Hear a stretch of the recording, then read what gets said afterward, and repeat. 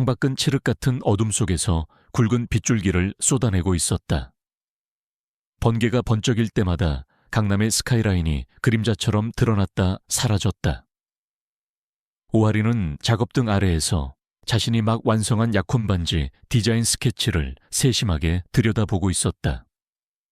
3년간 사랑해 온 남자 F플랫 건설의 후계자인 최민준을 위한 세상에 단 하나뿐인 반지였다. 그녀의 재능과 사랑을 모두 담아낸 섬세하고 우아한 백금 반지. 화려하진 않지만 두 사람의 맹세처럼 영원히 빛날 견고한 아름다움을 담고 있었다. 내일이면 두 사람은 이 디자인을 가지고 최종 제작을 의뢰할 예정이었다. 그녀의 입가의 수줍은 미소가 떠올랐다. 이 비가 그치면 그녀의 인생에도 가장 눈부신 햇살이 비출 터였다. 현관문 도어록 해제음이 들렸을 때 하리는 설레는 마음으로 자리에서 일어났다. 민준이 온 것이다. 그런데 그의 발소리는 혼자가 아니었다. 그의 뒤를 따라 들어온 사람은 다름 아닌 그녀의 가장 친한 친구이자 같은 업계의 경쟁자인 유지아였다. 지아는 언제나처럼 화려한 옷차림에 자신감 넘치는 미소를 짓고 있었지만 오늘따라 그 미소는 어딘가 비웃는 듯한 느낌을 주었다. 민준의 얼굴은 차갑게 굳어 있었다. 그는 할인의 인사는 받지도 않은 채 곧장 그녀의 작업 테이블로 걸어가 스케치를 집어들었다. 그리고는 경멸이 가득한 눈으로 그것을 훑어보더니 툭 하고 테이블 위로 던져버렸다. 이게 뭐야, 장난하는 것도 아니고. 그의 목소리는 빗소리보다 더 차가웠다. 할인은 심장이 내려앉는 것 같았다. 민준 씨, 왜 그래요? 우리가 함께 상의해서. 그녀의 말이 채 끝나기도 전에 민준은 그녀의 말을 잘랐다. 내가 언제 이런 촌스러운 디자인을 원한다고 했지. 오하린, 넌 아직도 네 수준을 모르는구나. 내 옆자리에 설 여자가 낄 반지가 고작 이 정도란 말이야. 그의 모든 단어는 날카로운 유리 조각이 되어 그녀의 가슴에 박혔다. 그때 지아가 민준의 팔짱을 끼며 비웃음 섞인 동정의 목소리로 말했다. 할인아, 이제 그만해. 넌 민준 씨와 어울리지 않아. 그 사람은 대한민국 최고의 자리에 오를 사람이야. 너처럼 평범하고 야망 없는 여자 말고 나처럼 그의 옆에서 함께 싸워줄 파트너가 필요하다고. 모든 것이 한순간에 명확해졌다. 두 사람의 배신. 할인은 숨을 쉴 수 없었다. 눈앞이 핑 돌고 귀에서는 이명이 울렸다. 두 사람. 언제부터? 그녀의 떨리는 목소리에 민준은 이제 숨길 필요도 없다는 듯 오만하게 대답했다. 그게 중요한가? 중요한 건 이제 너는 내 약혼녀가 아니라는 사실이야. 이 결혼 없던 걸로 하지. 그는 지갑에서 수표 몇 장을 꺼내 그녀의 얼굴에 던지듯 뿌렸다. 그동안 고생했으니 이건 위자료라고 생각해. 그리고 당장 내 집에서 쉬어.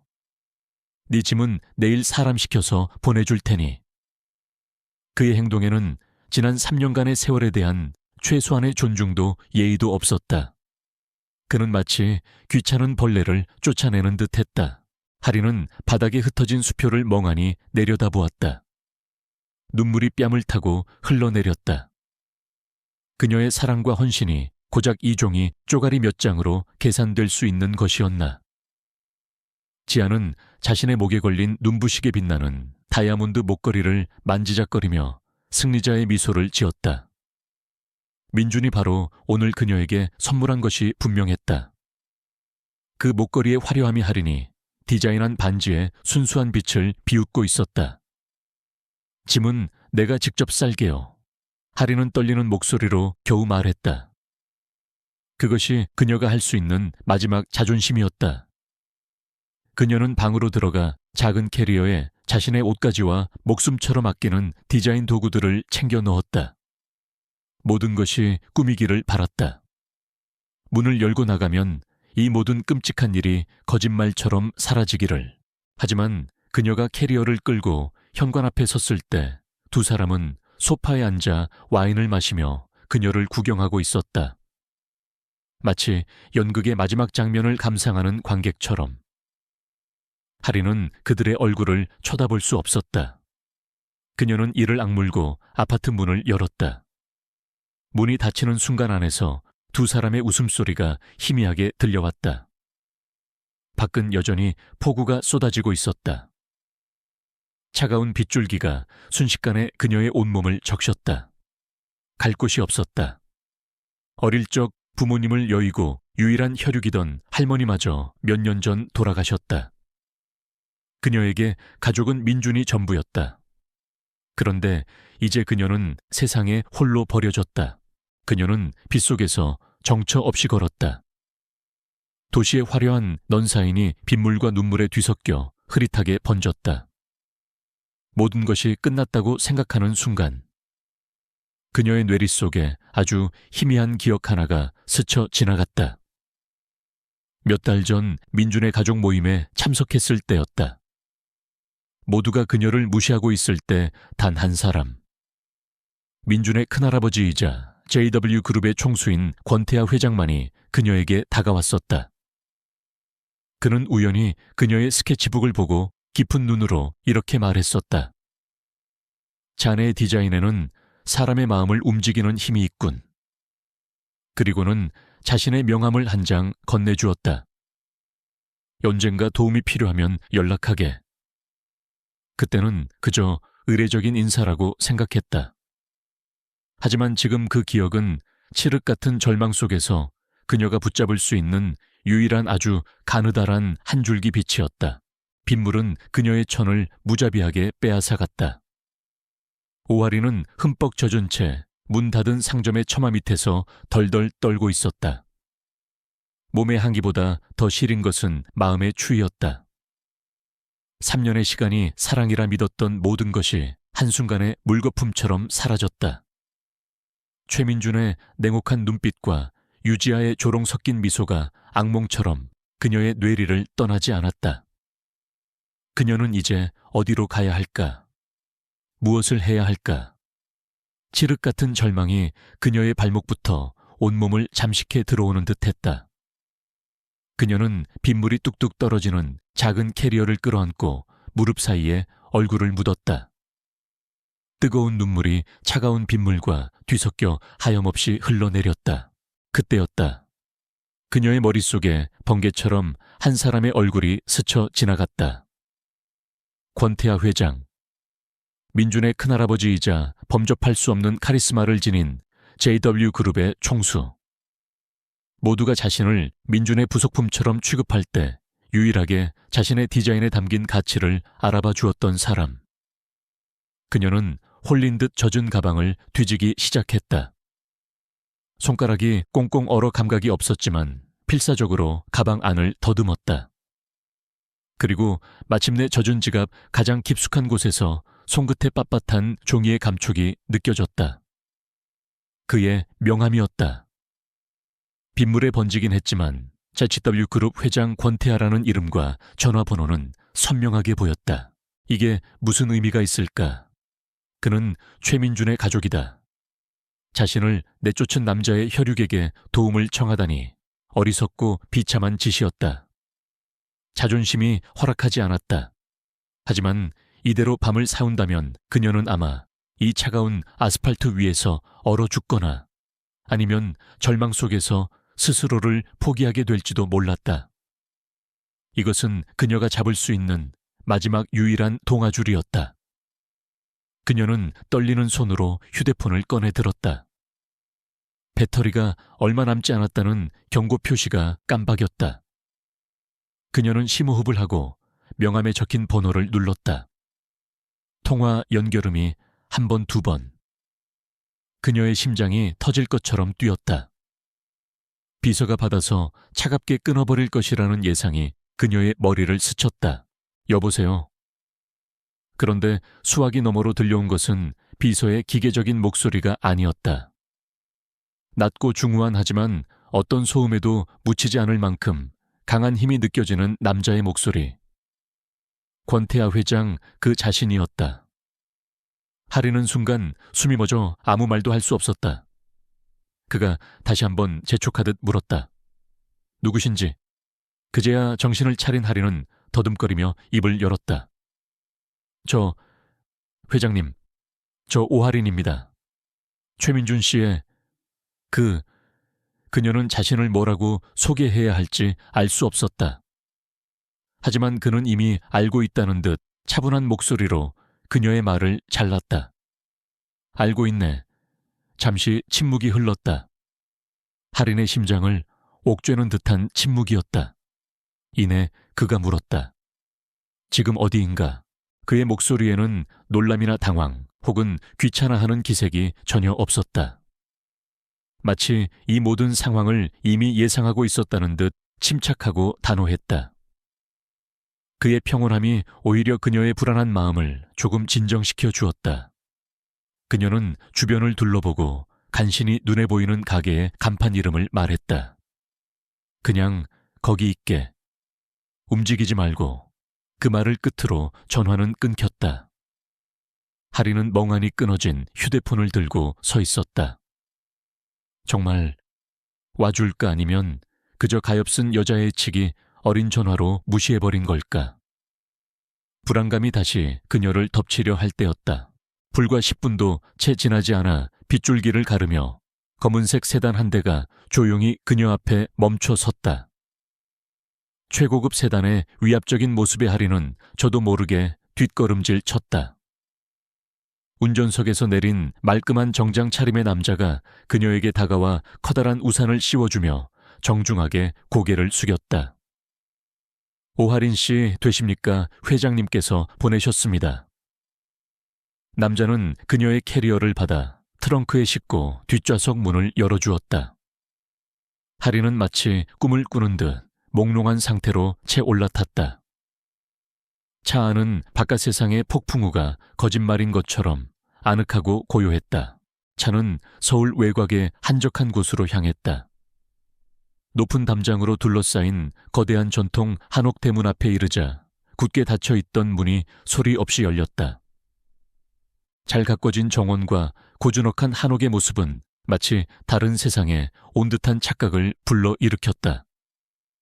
그곳이 바로 권태하 회장의 자택 성북동 낙선제 레샨 차이였다.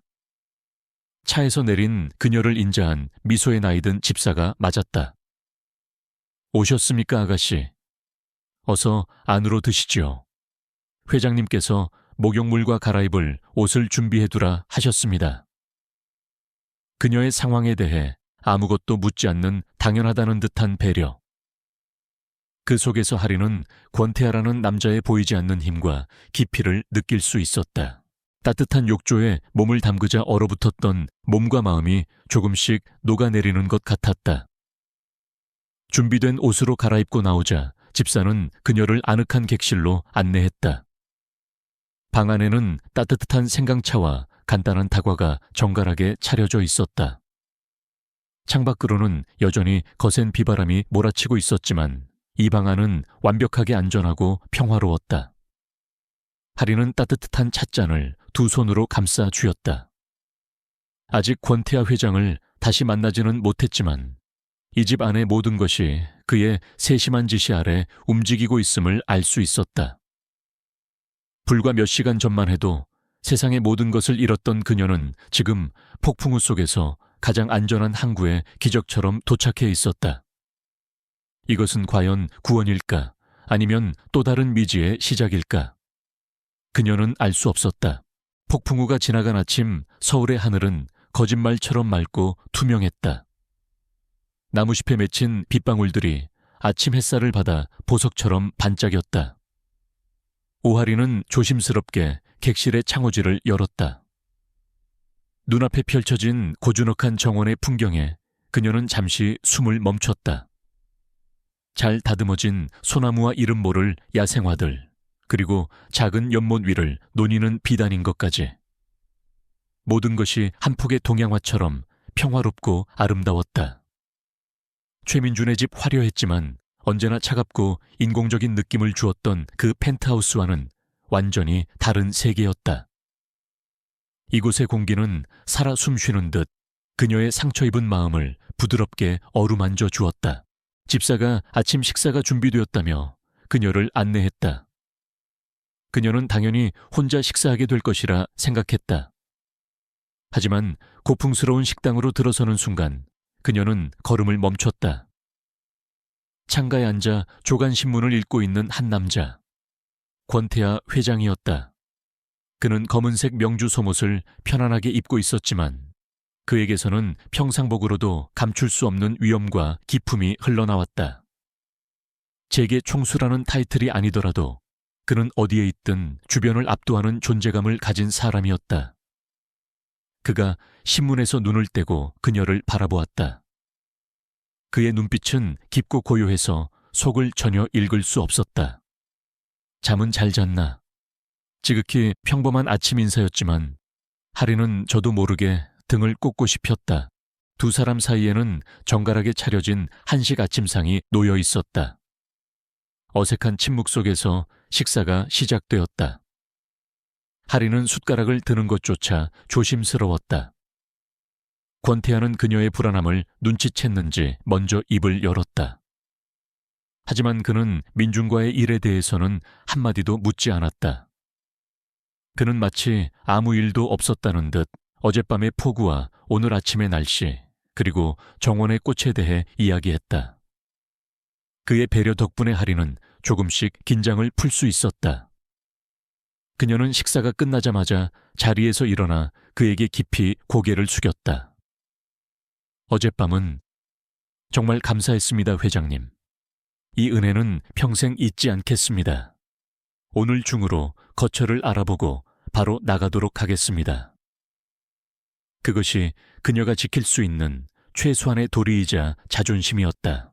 권태하는 그녀의 말에 대답 대신 찻잔을 들어 향을 음미했다. 그리고는 나직이 물었다. 앞으로의 계획은 있나? 그의 질문에 하리는 잠시 말문이 막혔다. 계획. 어제까지만 해도 그녀의 미래는 완벽하게 계획되어 있었다. 하지만 이제 그녀에게 남은 것은 아무것도 없었다. 그녀는 솔직하게 대답했다. 우선 작은 작업실이라도 얻어서 다시 일을 시작해야겠지요. 어떻게든 다시 일어서야 하니까요. 그녀의 목소리는 작았지만 그 안에는 결코 꺾이지 않을 심지가 느껴졌다. 권태하는 흥미로운 눈빛으로 그녀를 바라보았다. 그는 최민준이라는 어리석은 손자가 자신이 가진 가장 빛나는 보석을 제 발로 걷어찼다는 사실을 다시 한번 확인했다. 식사가 끝나고 그는 그녀를 자신의 서재로 이끌었다. 사방이 책으로 둘러싸인 묵직한 서양이 감도는 공간이었다. 그는 책상 앞에 서서 마치 중요한 사업 브리핑을 하듯 뜻밖의 이야기를 꺼냈다. 자네도 알다시피 내 조카놈은 어리석기 짝이 없지. 그리고 그 부모는 더욱 그렇고. 아마 그들은 이번 일의 책임을 자네에게 돌리거나 어떻게든 자네의 입을 막으려 할 걸세.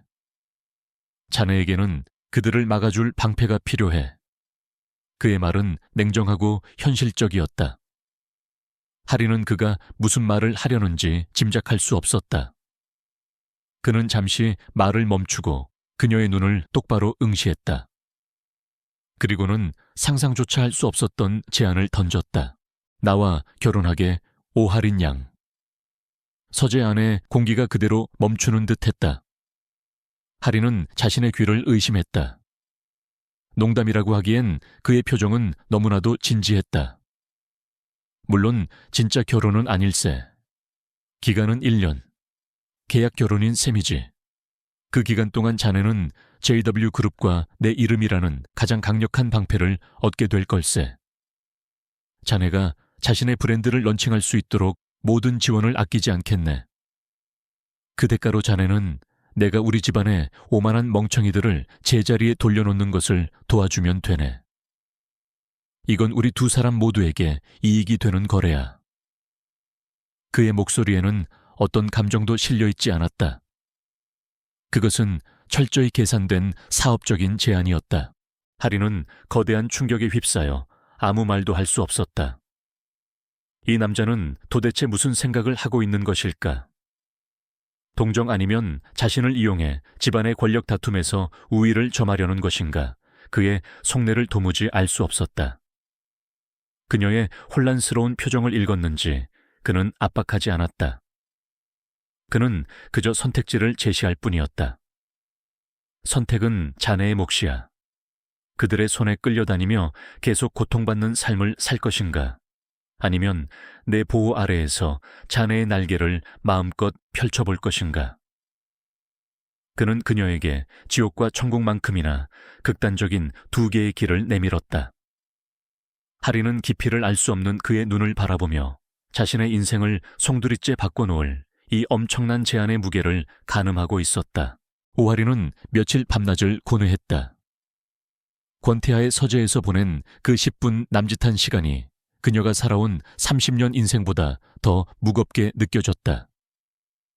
그의 제안은 너무나도 비현실적이었지만 동시에 지독할 정도로 현실적인 유일한 탈출구였다. 그녀는 최민준과 그의 가족들이 어떤 사람들인지 잘 알았다. 그들은 자신들의 명예에 흠집이 나는 것을 용납하지 않을 것이고 모든 비난의 화살을 자신에게 돌릴 것이다. 그녀가 아무리 발버둥 쳐도 거대한 권력 앞에서 개인의 진실은 쉽게 짓밟힐 수 있었다. 그녀는 더 이상 피해자로 남고 싶지 않았다. 복수를 위해서가 아니었다. 오직 자기 자신으로 다시 일어서기 위해서였다. 그녀는 결심했다. 다음 날 아침 하리는 권태하의 서재를 다시 찾았다. 그녀는 지난밤 뜬 눈으로 사으며 정리한 자신의 생각을 차분하게 이야기했다. 회장님의 제안을 받아들이겠습니다. 하지만 조건이 있습니다. 이것은 완벽한 비즈니스 파트너 관계여야 합니다. 회장님께서 제 브랜드에 투자해 주시는 모든 것은 제가 성공한 후에 반드시 이자를 더해 갚겠습니다. 그녀의 당당한 태도에 권태하의 눈에 흥미로운 빛이 스쳤다. 그는 고개를 끄덕이며 미리 준비해 둔 듯한 서류를 내밀었다. 결혼 계약서였다. 1년의 계약 기간, 상호 간의 사생활, 존중 계약 종료 후에 깔끔한 재산 관계 정리 등 모든 조항이 군더더기 없이 명료했다. 두 사람은 나란히 계약서에 서명했다.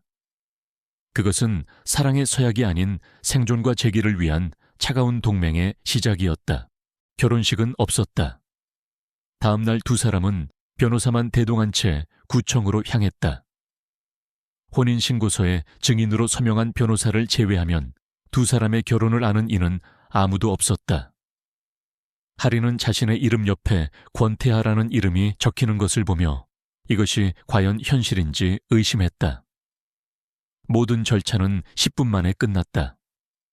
구청을 나서며 권태하는 그녀에게 무심한 듯 말했다. 이제부터 자네를 건드리는 자는 나를 먼저 거쳐야 할 걸세. 그의 목소리는 평소처럼 담담했지만 그 안에는 세상 그 어떤 것보다 견고한 보호의 약속이 담겨 있었다. 하리는 처음으로 폭풍우 속에서 자신을 지켜줄 거대한 방패를 얻었음을 실감했다. 권태하는 소문이 꼬리를 물고 퍼져나가는 것을 용납하지 않았다. 그는 언제나처럼 상황을 완벽하게 통제했다. 바로 그날 오후 JW그룹 홍보실을 통해 모든 언론사에 공식 보도자료가 배포되었다. 내용은 지극히 간결했다. JW그룹 권태하, 회장 주얼리, 디자이너 오하린 씨와 정식으로 혼인신고를 마치고 법적 부부가 되었음을 알려드립니다. 이 짧은 문장은 대한민국 재계와 상류사회에 거대한 핵폭탄을 투하한 것과 같았다. 은둔의 경영자로 알려진 권태하 회장의 갑작스러운 결혼 소식만으로도 충격적인데 그 상대가 바로 얼마 전 조카인 최민준에게 파혼당한 여자라니. 이보다 더 드라마틱하고 스캔들러스한 뉴스는 없었다.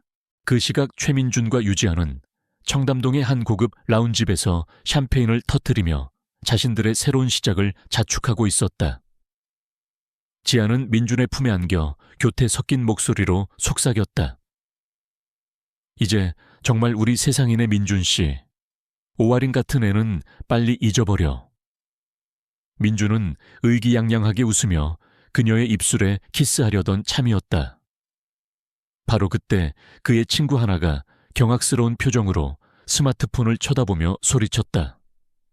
민준아, 이거 진짜야. 내 큰할아버지가 오하린이랑 결혼했다고. 민주는 코웃음을 쳤다. 헛소리 마. 늙은이가 주책 맞게 무슨... 하지만 친구가 내민 화면 속 JW그룹 공식 발표라는 문구와 함께 나란히 찍힌 권태아와 오하린의 이름을 보는 순간 그의 얼굴에서 웃음기가 싹 사라졌다. 그의 손에 들려있던 샴페인 잔이 바닥으로 떨어져 산산조각 났다.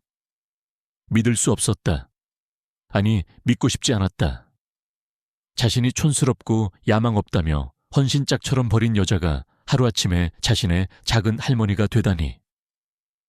JW그룹의 안주인이자 자신이 굽실거려야 할 집안의 어른이 되어버린 것이다. 이것은 단순한 놀람을 넘어선 끔찍한 굴욕이자 모욕이었다. 유지아 역시 새하얗게 질린 얼굴로 화면을 쳐다보고 있었다. 그녀가 간신히 쟁취했다고 믿었던 승리가 사실은 가장 멍청하고 비참한 패배였음을 깨달았다. 주변의 모든 사람들이 그들을 향해 수군거리기 시작했다. 동정조롱 비웃음이 섞인 시선들이 그들의 온몸에 비수처럼 꽂혔다. 바로 그때 민준의 휴대폰이 미친 듯이 울리기 시작했다. 그의 아버지가 길길이 날뛰며 지르는 고함이 수화기 너머로 들려왔다. 이 망할 놈의 자식아, 네가 대체 무슨 짓을 한 거야? 그의 완벽했던 세계가 바로 오늘 완벽하게 전복되었다. 권태아와의 결혼 소식이 발표된 후 몇 주간 오하린의 이름은 대한민국 상류사회에서 가장 뜨거운 화두였다. 사람들은 그녀를 현대판 신데렐라라고 부르기도 했고 권력을 이용한 야심가라고 폄하하기도 했다. 하지만 정작 할인 자신은 성북동 낙선제 안에서 외부 세계와 단절된 채 오직 자신의 일에만 몰두했다. 그녀의 공식적인 첫 데뷔 무대는 매년 열리는 JW그룹 자선재단의 후원 갈라 행사가 될 터였다. 그날이 다가오자 집사들은 세계적인 명품 브랜드의 드레스와 보석들을 산더미처럼 그녀의 방으로 가져왔다. 하지만 할인은 정중히 그것들을 사양했다. 대신 그녀는 심플한 검은색 실크 드레스를 선택하고 밤을 새워 자신의 손으로 직접 만든 브로치를 달기로 결심했다. 새벽의 여명을 담은 오팔을 중심으로 부서진 파편들을 이어붙여 새로운 형태로 재탄생시킨 독특한 디자인의 브로치였다. 그것은 바로 그녀 자신의 이야기였다. 행사 당일 저녁 할인은 권태아와 함께 갈라가 열리는 호텔 연회장으로 향했다. 차에서 내리는 순간 수십 개의 카메라 플래시가 두 사람을 향해 폭죽처럼 터졌다. 기자들은 맹수처럼 달려들어 질문을 쏟아냈다. 할인은 순간 숨이 멎는 듯 했지만 그녀의 허리를 단단히 감싸 쥔 태아의 손길이 그녀에게 조용한 용기를 주었다. 그는 어떤 질문에도 대답하지 않고 오직 그녀를 보호하며 묵묵히 레드카펫을 걸었다. 그의 압도적인 존재감 앞에서 소란스러웠던 기자들도 감히 더 이상 접근하지 못했다. 두 사람은 폭풍의 눈처럼 고요하지만 강력한 아우라를 풍기며 연회장 안으로 들어섰다. 연회장 안의 모든 시선이 그들에게로 쏠렸다. 호기심, 질투, 경멸, 그리고 약간의 두려움까지. 온갖 복잡한 감정들이 공기 중에 끈적하게 떠다니는 듯했다. 최민준의 부모님은 분노와 굴욕으로 굳은 얼굴을 한 채 그들을 노려보고 있었다. 그리고 그들 옆에는 잔뜩 긴장한 표정의 최민준과 어떻게든 자신이 더 우월하다는 것을 과시하고 싶은 유지아가 서 있었다. 할인은 이제 사자 우리 한가운데로 걸어 들어온 것이다. 그녀는 심호흡을 하고 태하의 팔짱을 낀 채 우아한 미소로 고개를 끄덕이며 사람들의 인사에 답했다. 그녀는 더 이상 도망치지 않을 것이다. 아니나 다를까 피할 수 없는 대결의 순간이 찾아왔다. 민준의 어머니이자 태하의 조카 며느리인 박 여사가 와인잔을 든 채 의도적으로 그녀에게 다가왔다. 그녀는 할인을 위아래로 훑어보며 비웃음 섞인 목소리로 말했다. 어머, 이게 누구야? 이런 자리는 처음이라 많이 어색하겠구나. 물을 잘못 만난 곡이 같아 보여서 말이지. 바로 그때 유지아가 민준의 팔을 이끌고 다가와 대화에 끼어들었다. 그녀는 할인의 가슴에 달린 브로치를 보란 듯이 쳐다보며 말했다. 어머, 브로치가 참 소박하네요. 직접 만드셨나 봐요. 민준 씨는 어제 파리에서 공수해온 다이아 목걸이를 사줬는데. 그녀의 목에는 과시적인 다이아몬드가 번쩍이고 있었다. 모두의 시선이 할인에게로 향했다. 그녀가 당황하거나 분노하기를 기대하는 눈빛들이었다. 하지만 할인은 침착했다. 그녀는 전문가의 눈으로 지아의 목걸이를 잠시 살펴본 뒤 부드럽지만 단호한 목소리로 말했다. 다이아몬드는 훌륭하네요. 하지만 세팅이 너무 평범해서 오히려 착용한 사람의 개성을 죽이는군요. 진정한 명품은 가격표가 아니라 그것에 담긴 이야기와 착용자와의 조화에서 나오는 법이죠. 그리고는 박 여사를 향해 완벽한 예의를 갖추어 말했다. 걱정해 주셔서 감사합니다, 아주머님. 하지만 JW그룹 권태아 회장님의 아내로서 제 자리는 바로 여기 회장님 곁이라고 생각합니다. 그녀의 목소리는 부드러웠지만 그 누구도 넘볼 수 없는 선을 긋고 있었다. 그 순간 조용히 상황을 지켜보던 권태아가 나섰다. 그는 할인의 어깨를 부드럽게 감싸 안으며 조카 내외를 향해 나직이 말했다. 내 아내는 뛰어난 예술가일세. 그리고 나는 내 아내의 모든 것을 전적으로 지지하네. 자네들도 이제 이 집안의 새로운 어른이 된 내 아내에게 마땅한 존중과 예의를 보여주길 바라네. 그의 목소리는 위협적이지 않았지만 그 안에 담긴 무게는 그 어떤 호통보다 무서웠다. 그것은 부인할 수 없는 절대적인 명령이었다. 박 여사와 지아의 얼굴은 하얗게 질렸고 민주는 아무 말도 못한 채 주먹만 꽉 쥘 뿐이었다. 주변에서 그들을 지켜보던 사람들의 태도는 순식간에 바뀌었다. 그들은 이제 할인을 존중과 경외의 눈빛으로 바라보기 시작했다. 그날 밤 행사가 끝나고 모두가 돌아간 후 할인은 태아와 함께 낙선제의 조용한 테라스에 서 있었다. 태아는 그녀의 가슴에 달린 브로치를 보며 말했다. 역시 자네는 내가 생각했던 것 이상이군. 그의 목소리에는 진심 어린 감탄이 묻어 있었다. 할인은 밤하늘을 바라보며 대답했다. 회장님께서 제 곁에 계셨기 때문입니다. 그녀의 마음속에서 감사함과 함께 이름 모를 따뜻한 감정이 피어오르고 있었다.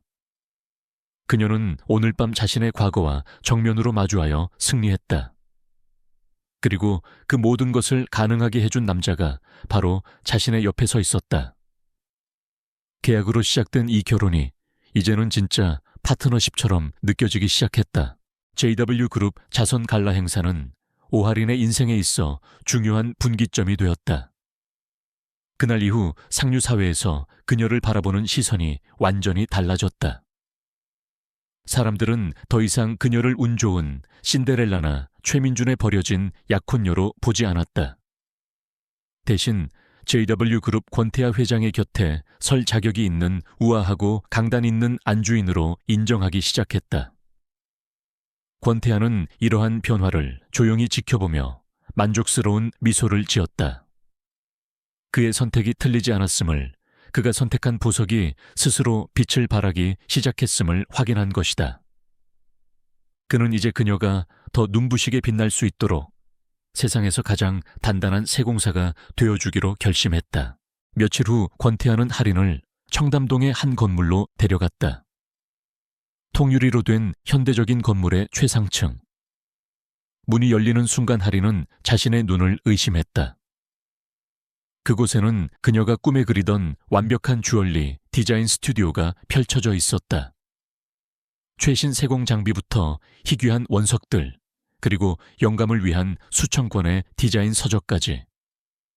모든 것이 그녀만을 위해 완벽하게 준비되어 있었다. 이게 전부. 그녀가 말을 잇지 못하자 태아는 담담하게 말했다. 자네의 재능을 위한 작은 투자일 뿐이야. 이제부터 이곳은 오할인 자네의 공간일세. 이것은 단순한 선물이 아니었다. 그녀의 꿈과 재능에 대한 깊은 존중이자 그녀의 가능성에 대한 절대적인 믿음의 표현이었다. 권태아의 끝없는 총애는 거기서 그치지 않았다. 그는 JW그룹의 신사업팀을 동원해 그녀의 이름을 건 하이엔드 주얼리, 브랜드 할인, 아체린의 런칭을 공식적으로 추진했다. 그는 그녀를 단순한 디자이너가 아닌 브랜드의 대표이자 아티스트 디렉터로 세웠다. 그리고 자신은 그녀의 가장 든든한 후원자이자 조언자의 역할에 머물렀다. 그는 그녀에게 물고기를 잡아주는 대신 최고의 낚싯대와 가장 넓은 바다를 선물한 것이다. 그의 지원은 사업적인 부분에만 국한되지 않았다. 그는 그녀가 작업에 몰두하느라 식사를 거르는 것을 보고는 전속 요리사에게 그녀의 건강을 위한 특별 식단을 짜게 했다. 밤늦게 스튜디오에서 잠든 그녀를 발견하면 조용히 담요를 덮어주고 불을 끈 뒤 서재로 돌아가 그녀가 깰 때까지 일을 하기도 했다. 태아의 전폭적인 지지와 세심한 배려 속에서 하리는 본물 터진 듯 창작열을 불태웠다. 최민준과 함께 있을 때 억눌려왔던 그녀의 독창성과 대담한 디자인 감각이 마음껏 날개를 펼치기 시작했다. 그녀는 밤낮으로 스케치에 몰두했고 직접 원석을 고르고 세공사들과 씨름하며 자신의 첫 번째 컬렉션을 준비해 나갔다. 이 과정은 단순히 브랜드를 만드는 것이 아니라 상처 입었던 그녀의 자존감을 스스로의 힘으로 회복해 나가는 치유의 과정이었다. 그녀는 자신의 손끝에서 아름다운 보석들이 생명을 얻는 것을 보며 잃어버렸던 삶의 기쁨과 목적을 되찾고 있었다. 두 사람의 관계도 서서히 변해가고 있었다. 계약으로 시작된 그들의 동거는 어느새 편안하고 익숙한 일상이 되어 있었다. 그들은 저녁 식사를 함께하며 각자의 하루에 대해 이야기했다. 태아는 그녀의 디자인에 대해 진심 어린 관심을 보였고 하리는 JW그룹의 총수로서 그가 짊어진 엄청난 무게와 고독을 어렴풋이 이해하게 되었다. 한 번은 그녀가 새로 디자인한 목걸이에 잠금 장치가 잘 채워지지 않아 낑낑거리고 있을 때였다. 서재를 지나가던 태아가 그녀의 뒤로 다가와 내가 도와주지라며 손을 내밀었다. 그의 커다란 손이 그녀의 목덜미에 스치는 순간 하리는 저도 모르게 숨을 멈췄다. 그의 손끝에서 전해져 오는 뜨거운 온기에 심장이 두근거리기 시작했다. 계약 관계라는 것을 알면서도 걷잡을 수 없이 마음이 흔들리고 있었다. 그날 밤 하리는 자신의 스튜디오에서 늦게까지 홀로 남아 있었다. 그때 태아가 따뜻한 캐모마일 차를 들고 들어왔다. 그는 아무 말 없이 그녀의 책상 위에 찻잔을 내려놓고는 너무 무리하지는 말게라는 한마디만 남기고 돌아갔다. 하리는 따뜻한 찻잔을 감싸 쥐었다. 그의 무심한 듯 다정한 배려가 얼어붙었던 그녀의 마음을 완전히 녹여내리고 있었다. 그녀는 깨달았다. 자신이 느끼는 이 편안함과 안전함은 더 이상 계약서상의 조항 때문이 아니라는 것을. 그녀는 자신의 계약 남편에게 진짜로 마음이 가고 있었다. 과거의 끔찍한 배신을 겪었던 그녀에게 이 새로운 감정은 설렘인 동시에 두려움이었다. 스튜디오의 어두운 유리창에 비친 자신의 얼굴을 바라보았다. 거기에는 빗속에서 울고 있던 초라한 여자가 아닌 자신의 일과 새로운 감정 앞에서 빛나고 있는 한 여자의 모습이 있었다. 오할인의 주얼리 브랜드 할인 H할인의 공식 런칭이 코앞으로 다가왔다. 그녀의 스튜디오는 브랜드 런칭쇼 준비로 활기가 넘쳤다.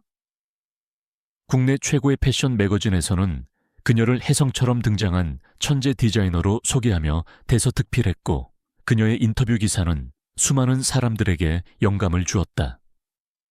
카메라 앞에 선 하리는 더 이상 과거의 그늘에 갇혀 있지 않았다.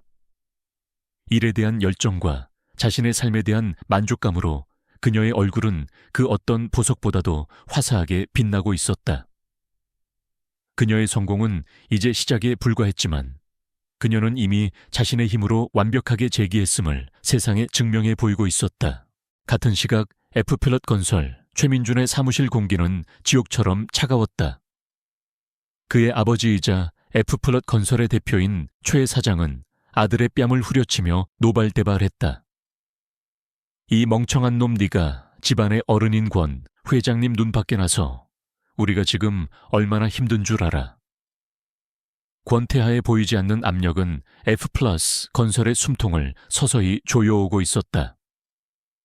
JW그룹과의 가장 큰 협력 프로젝트는 무기한 보류되었고 은행들은 대출 연장을 거부하기 시작했다. 최민준이 야심차게 준비하던 신도시 개발 프로젝트의 총괄 책임자 자리는 사촌 형에게 넘어갔다. 그의 입지는 하루가 다르게 좁아지고 있었고 한때 그를 따르던 직원들은 이제 그를 벌레 보듯 피했다. 그는 자신의 왕국에서 서서히 고립되고 있었다. 그의 불행은 회사에서 그치지 않았다. 집으로 돌아오면 유지아의 히스테리가 그를 기다리고 있었다. 그녀는 더 이상 달콤한 목소리로 그를 위로해주지 않았다. 대신 불안감과 불만을 날카로운 비수처럼 그에게 쏟아냈다. 이게 다야. 당신이 나한테 해줄 수 있는 게 고작 이거냐고. 당신 작은 어머니인지 뭔지는 자기 이름으로 브랜드를 런칭한다는데 나는 이게 뭐야. 그녀는 지난 시즌 명품 가방을 바닥에 내동댕이 치며 소리쳤다. 그녀가 사랑했던 것은 최민준이라는 남자가 아니라 그의 배경과 그가 제공해 줄 수 있는 화려한 미래였다. 하지만 이제 그 미래가 불투명해지자 그녀의 사랑 역시 바닥을 드러내고 있었다. 두 사람의 관계는 서로를 향한 원망과 경멸만이 남은 채 썩은 동아줄처럼 위태롭게 이어져 있었다. 최민준은 매일같이 언론을 통해 오할인의 소식을 접해야만 했다. 잡지 표지를 장식한 그녀의 우아한 모습, 그녀의 디자인 철학을 논리정연하게 설명하는 인터뷰, 그리고 그녀의 곁에서 든든한 그림자가 되어주는 권태하 회장의 모습까지. 그 모든 것이 그의 신경을 날카롭게 긁었다. 그는 문득문득 할인과 함께했던 과거를 떠올렸다. 자신의 일에 묵묵히 응원을 보내고 소박한 선물에도 아이처럼 기뻐하던 그녀의 모습. 그는 자신이 얼마나 어리석었는지 깨닫기 시작했다. 그의 후회는 진심 어린 반성에서 나온 것이 아니었다. 그것은 자신이 버린 돌이 다른 사람의 손에서 다이아몬드가 되어 빛나는 것을 본 자의 이기적인 질투와 상실감일 뿐이었다. 결국 그는 참지 못하고 행동에 나섰다.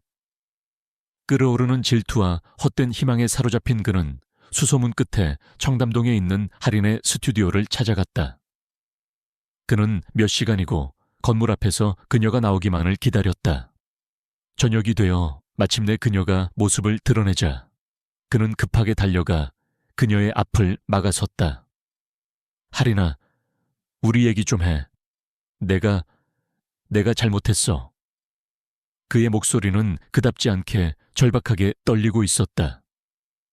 예전의 오만한 모습은 온데간데 없고 초라하고 다급한 남자의 모습만이 남아 있었다.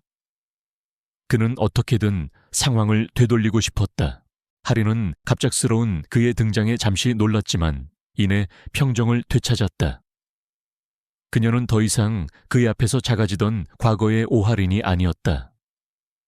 그녀는 그를 마치 처음 보는 낯선 사람을 대하듯 차갑고 무심한 눈으로 바라보았다.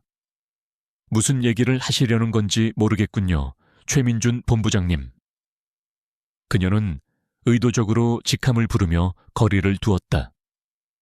민주는 당황하며 그녀의 팔을 잡으려 했다. 제발 이러지 마, 할인아. 다 그년 유지아 때문이었어. 난 너를 한 번도 잊은 적이. 그의 구차한 변명은 할인의 냉정한 한마디에 가로막혔다. 우리 사이에 더 이상 할 얘기는 없습니다. 당신과 나의 과거는 당신이 내민 수표 몇 장과 함께 이미 끝났어요. 다시는 찾아오지 마세요. 그녀는 차갑게 돌아섰다. 바로 그때 어디선가 나타난 경호원이 민준의 앞을 막아섰고 대기하고 있던 검은색 세단이 그녀의 앞에 멈췄다. 권태아가 보낸 차였다. 하리는 뒤도 돌아보지 않고 차에 올라탔다. 차가 미끄러지듯 떠나고 그 자리에는 최민준 혼자 덩그러니 남았다.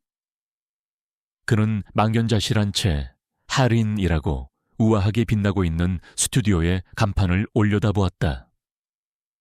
자신이 경멸하며 내던졌던 모든 것이 이제는 자신이 감히 손댈 수 없는 찬란한 빛이 되어 그를 조롱하고 있었다. 그의 뒤늦은 후에는 더 큰 굴욕과 비참함만을 남긴 채 밤공기 속으로 허무하게 흩어졌다. 그날 저녁 낙선제로 돌아온 오하리는 아무 일도 없었다는 듯 평소처럼 행동했다. 권태아를 걱정시키고 싶지도 않았고 최민준과의 일로 약한 모습을 보이고 싶지도 않았다. 하지만 그녀가 모르는 사실이 있었다. 그녀를 스튜디오까지 데려다 주었던 경호원은 JW그룹 회장 비서실 직속 최정계 요원이었고 그의 임무는 할인의 안전을 보장하는 것뿐만 아니라 그녀 주변에서 일어나는 모든 일을 권태에게 보고하는 것이기도 했다. 할인이 저녁 식사를 준비하는 동안 그녀와 최민준 사이의 모든 대화와 상황은 한자도 빠짐없이 권태아의 서재로 보고되었다. 보고를 듣는 동안 권태아의 표정에는 아무런 변화가 없었다. 그는 그저 고요한 눈으로 정원을 내려다볼 뿐이었다.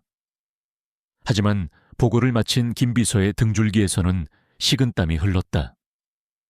그는 지난 10년간 권태아를 보조하며 회장의 침묵이 그 어떤 분노의 표출보다 무섭다는 것을 잘 알고 있었다.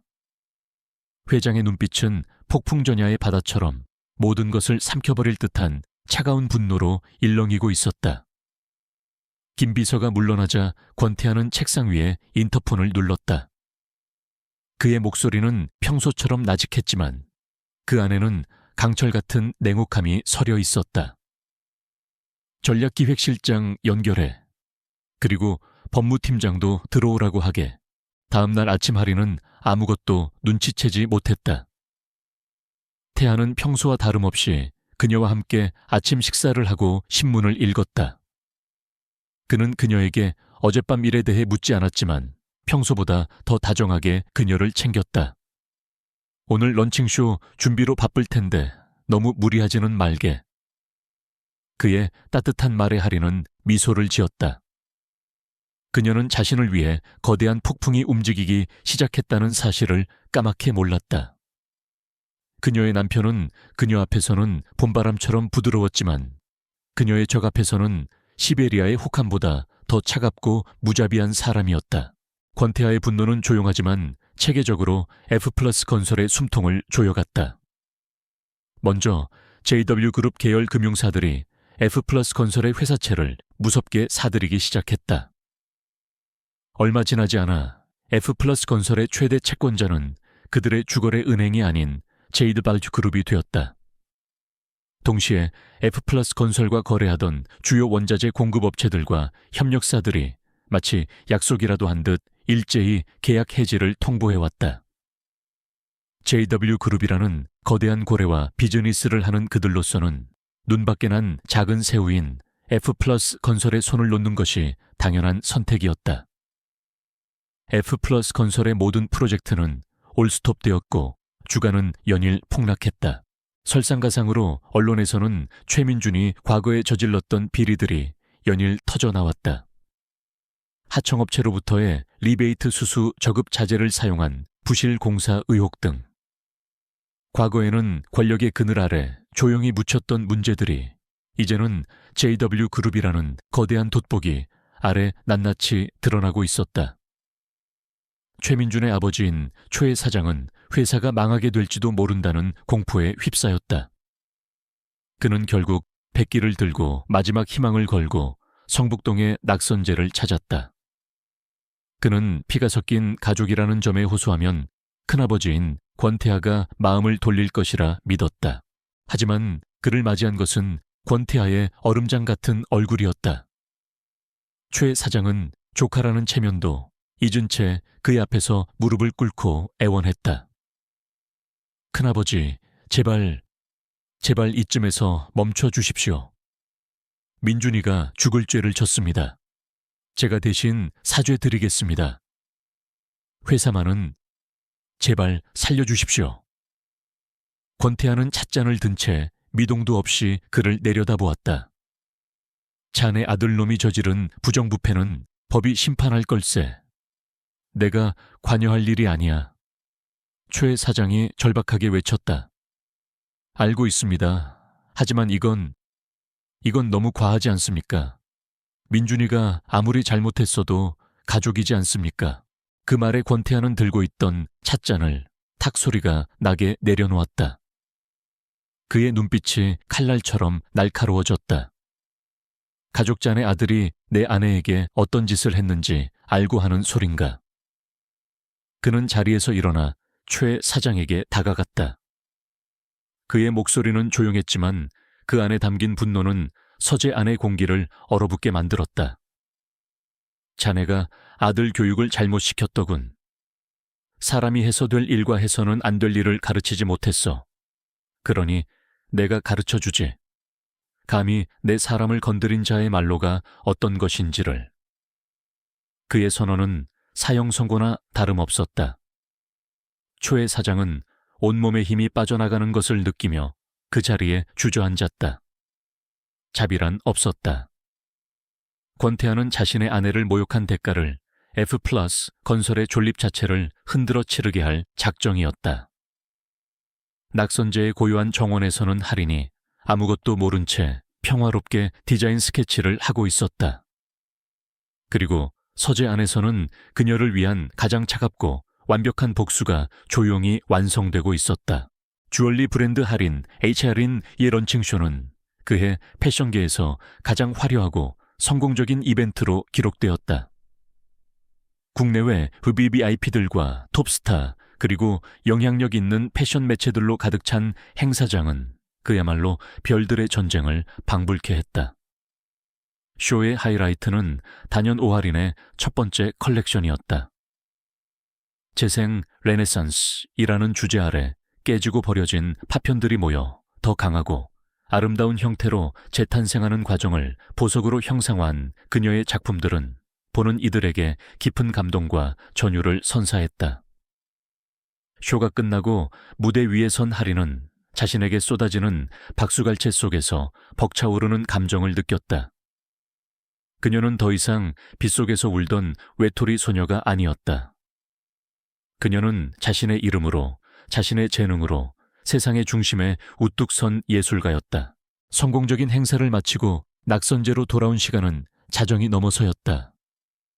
화려했던 행사의 흥분은 가라앉고 고요하고 아늑한 공기만이 두 사람을 감쌌다.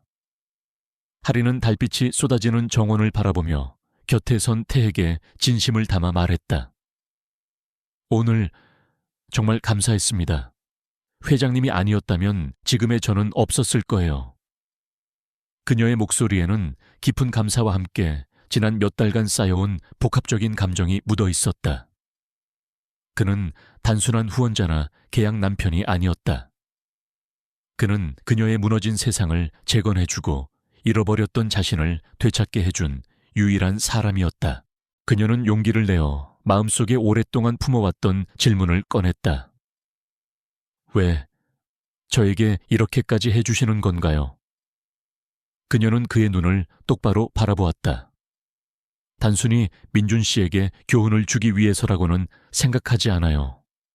저희의 계약 조건 이상으로 회장님은 저에게 너무나 많은 것을 해주셨어요. 진짜 이유를 듣고 싶습니다. 그녀의 진지한 물음에 권태하는 잠시 말이 없었다. 그는 늘 그렇듯 속내를 알 수 없는 깊은 눈으로 그녀를 바라볼 뿐이었다. 한참의 침묵 끝에 그가 드디어 입을 열었다. 그의 목소리는 평소보다 조금 더 낮고 부드럽게 느껴졌다. 자네를 처음 만났던 날을 기억하나? 그는 그날의 가족 모임을 회상했다. 모두가 최민준의 배경과 내 눈치를 보기에 급급할 때 자네 혼자 구석에서 조용히 스케치북에 몰두하고 있었지.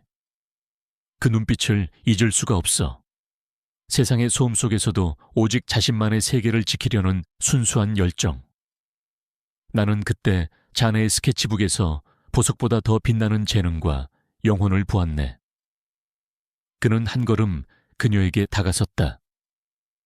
민준이가 자네에게 무슨 짓을 했는지 알게 되었을 때 나는 분노했네. 내 어리석은 조카 녀석 때문이 아니었어. 자네처럼 귀한 존재가 그런 하찮은 놈 때문에 짓밟히는 것을 용납할 수 없었기 때문이지. 그의 고백은 충격적이었다. 계약 결혼은 핑계였네. 자네를 내 곁에 둘 수 있는 자네를 완벽하게 보호할 수 있는 유일한 방법이었을 뿐. 나는 처음부터 자네라는 사람 자체를 원했어, 오하린. 그는 조심스럽게 손을 들어 그녀의 뺨을 감쌌다.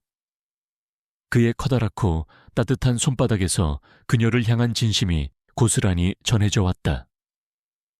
자네를 향한 내 마음은 그 어떤 계약서에도 없는 조항이야. 이건 그냥 내 마음일세. 그가 평생 처음으로 드러내는 솔직한 감정 앞에서 할인의 심장은 걷잡을 수 없이 뛰기 시작했다. 그동안 그녀를 지탱해 주었던 모든 친절과 배려가 동정이나 비즈니스가 아닌 처음부터 시작된 진심이었다는 사실. 그녀의 눈에서 뜨거운 눈물이 흘러내렸다. 하지만 그것은 슬픔의 눈물이 아니었다. 깊은 안도감과 벅찬 기쁨의 눈물이었다. 계약이라는 이름 아래 애써 억눌러 왔던 그녀, 자신의 감정 또한 이제 더 이상 숨길 필요가 없었다. 그 역시 그녀를 같은 마음으로 바라보고 있었다는 사실만으로 그녀의 세상은 다시 한번 구원받았다. 태아는 부드럽게 그녀의 눈물을 닦아주었다. 그리고 천천히 고개를 숙여 그녀의 입술에 자신의 입술을 포겠다. 두 사람의 첫 키스였다.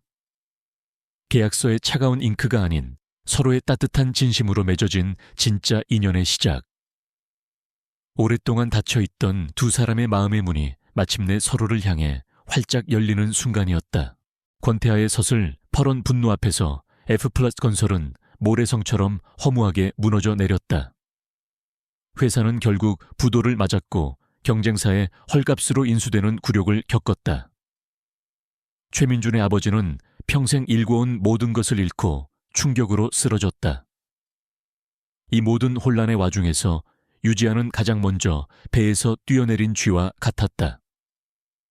그녀는 최민준의 남은 재산을 모조리 챙겨 그가 가장 절망적인 순간에 연기처럼 사라져 버렸다. 결국 최민준에게 남은 것은 아무것도 없었다. 몰락한 가문, 막대한 빚, 그리고 사람들의 조롱 섞인 시선뿐이었다.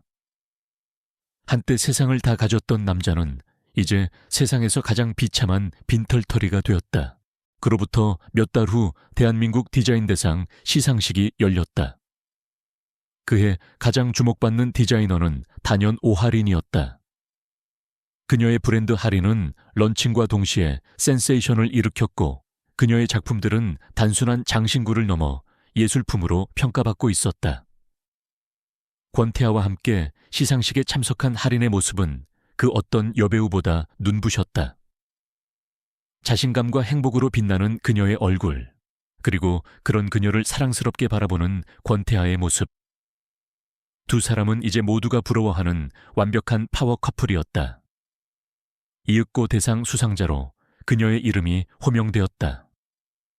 2025 대한민국 디자인 대상 주얼리 부문 대상 하린의 오하린 대표입니다. 뜨거운 박수갈채를 받으며 무대 위에 오른 하린은 감격의 벅찬 목소리로 수상 소감을 말했다. 그녀는 자신의 디자인 철학과 함께 자신을 믿고 지지해준 모든 이들에게 감사를 표했다. 그리고 마지막으로 객석에 앉아있는 권태하를 향해 시선을 고정했다. 그리고 세상의 모든 편견과 절망 속에서 저의 가치를 가장 먼저 알아봐주고 제 곁에서 가장 든든한 등대가 되어준 나의 남편 권태하 씨에게 이 모든 영광을 돌립니다. 그녀의 진심 어린 고백에 태하의 입가에 깊은 미소가 번졌다. 두 사람의 사랑은 이제 세상이 공인하는 가장 아름다운 이야기가 되어 있었다.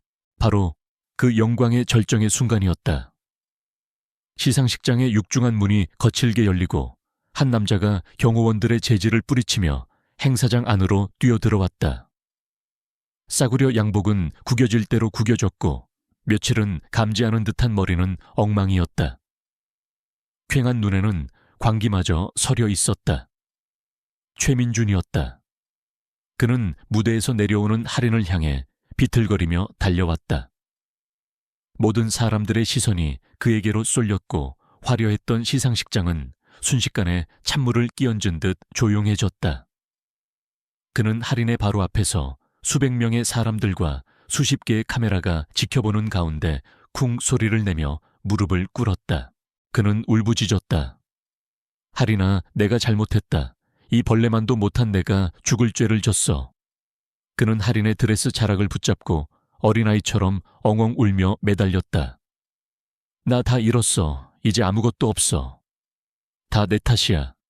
내가 미쳤었나 봐. 제발 나 좀 용서해줘. 응, 우리 다시 시작하자. 네가 없으니까 난 살 수가 없어. 그의 구차하고 비참한 모습은 차라리 한편의 블랙 코미디처럼 보였다. 한때 그녀를 벌레처럼 내쫓았던 남자가 이제 그녀의 발밑에서 벌레처럼 기고 있었다. 시상식장은 충격적인 장면에 술렁였고 기자들의 카메라 플래시가 미친 듯이 터져 나왔다. 권태아가 그녀를 보호하기 위해 앞으로 나서려는 순간 할인은 조용히 그의 팔을 잡았다. 이 마지막 마무리는 온전히 그녀 자신의 몫이었다. 그녀는 자신에게 매달려 우는 남자를 경멸도 동정도 아닌 그저 무감정한 눈으로 내려다보았다. 마치 자신의 인생과 아무 상관없는 먼지 같은 존재를 보는 듯한 눈빛이었다. 그녀는 마이크가 아직 꺼지지 않은 것을 확인하고 나직하지만 단호한 목소리로 말했다. 그 목소리는 시상식장 전체에 선명하게 울려 퍼졌다. 일어나세요, 최민준 씨. 더는 자신을 비참하게 만들지 마세요. 그녀는 말을 이었다. 당신이 용서를 구해야 할 대상은 내가 아닙니다. 당신의 탐욕으로 인해 피눈물을 흘렸을 수많은 사람들이겠죠. 당신과 나의 인연은 당신이 내게 비를 맞으며 나가라고 소리쳤던 그날 이미 끝났습니다. 그녀는 자신의 드레스 자락을 붙잡은 그의 손을 조용히 하지만 단호하게 떼어냈다. 그리고 내가 지금 누리고 있는 이 행복, 당신은 아주 작은 먼지만큼의 자격도 없습니다. 그녀는 차갑게 돌아섰다. 그리고 자신을 기다리고 있던 권태아의 손을 잡았다. 두 사람은 더 이상 뒤를 돌아보지 않고 수많은 사람들의 시선 속에서 당당하게 행사장을 빠져나갔다. 홀로 남겨진 최민준의 절규는 그들이 만들어갈 눈부신 미래의 배경음악처럼 허무하게 울려 퍼질 뿐이었다. 대한민국 디자인 대상 시상식에서 벌어진 최민준의 추태는 다음날 모든 미디어의 가심난을 뜨겁게 달구었다. 하지만 대중의 반응은 그가 예상했던 것과는 정반대였다. 동정표는 없었다. 사람들은 그의 비참한 몰골에 혀를 차며 마지막 순간까지 품위를 지킨 오하린의 강인함과 우아함에 아낌없는 찬사를 보냈다. 그 사건은 오히려 오하린이라는 디자이너가 가진 서사의 깊이를 더해주었고 그녀의 브랜드 할인은 역경을 이겨낸 여성의 상징처럼 여겨지며 더욱 폭발적인 인기를 얻게 되었다. 최민준은 자신의 마지막 발악이 그녀를 더욱 눈부신 영광의 자리에 올려놓는 발판이 되었음을 깨닫지 못한 채 역사의 뒤양일로 쓸쓸히 사라져갔다. 그로부터 3년의 세월이 흘렀다. 오하린의 브랜드 할인은 이제 대한민국을 넘어 파리, 뉴욕, 런던에 플래그십 스토어를 둔 세계적인 명품 브랜드로 성장했다.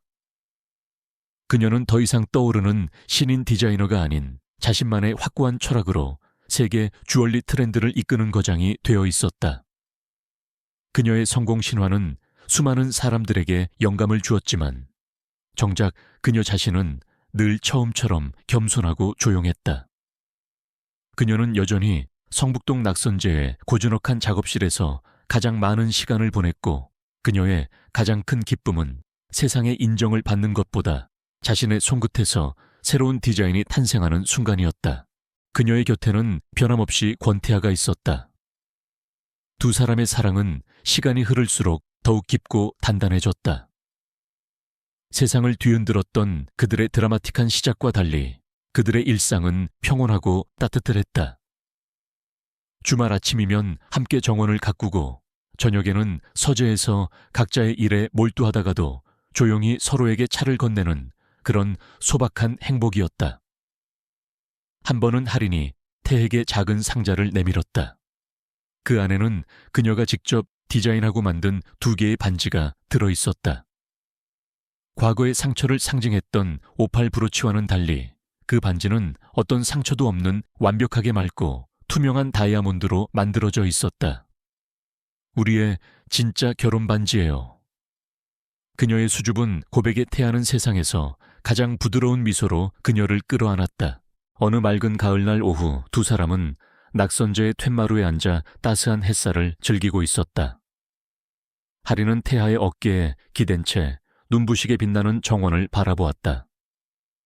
3년 전 비를 맞으며 절망의 나락을 헤매던 자신의 모습이 아득하게 멀게만 느껴졌다. 그녀는 문득 깨달았다. 권태하가 그녀에게 준 끝없는 총애는 값비싼 선물이나 사업적인 지원이 아니었다는 것을. 그가 그녀에게 준 최고의 선물은 바로 믿음이었다. 세상 모두가 그녀를 무시하고 짓밟을 때 그는 그녀의 가치를 알아봐 주었고 그녀가 스스로의 힘으로 일어설 수 있도록 묵묵히 지켜봐 주었다. 그의 사랑은 그녀를 화려한 새장 속에 가두는 것이 아니었다. 오히려 더 넓은 세상으로 날아갈 수 있도록 가장 튼튼한 날개를 달아주는 것이었다. 진정한 사랑이란 상대방을 소유하는 것이 아니라 상대방이 가장 자기다운 모습으로 온전하게 설 수 있도록 지지해주는 것임을 그녀는 그를 통해 배웠다. 그녀는 고개를 들어 책을 읽고 있는 그의 완벽한 옆모습을 바라보았다. 지난 세월의 흔적이 그의 눈가에 옅은 주름을 만들었지만 그는 여전히 그녀의 눈에 세상에서 가장 멋지고 든든한 남자였다. 그녀의 시선을 느꼈는지 그가 책에서 눈을 떼고 그녀를 바라보며 물었다. 무슨 생각을 그렇게 하나? 하리는 행복한 미소를 지으며 그의 품에 더 깊이 파고들었다. 그녀는 그의 귓가에 조용히 속삭였다. 우리의 다음 디자인을요. 그리고 우리의 다음 여정을요. 함께할. 그녀의 말에 태하는 책을 내려놓고 그녀를 자신의 무릎 위에 앉혔다. 두 사람의 입술이 부드럽게 포개졌다. 상처로 시작되었던 그들의 이야기는 이제 그 어떤 보석보다도 영원하고 완전한 사랑으로 완성되었다. 과거의 배신은 그저 그녀가 자신의 진짜 운명을 만나기 위한 긴 서곡에 불과했음을. 낙선제의 평화로운 정원 위로 두 사람의 행복한 웃음소리가 따스한 가을 햇살과 함께 눈부시게 쏟아져 내리고 있었다.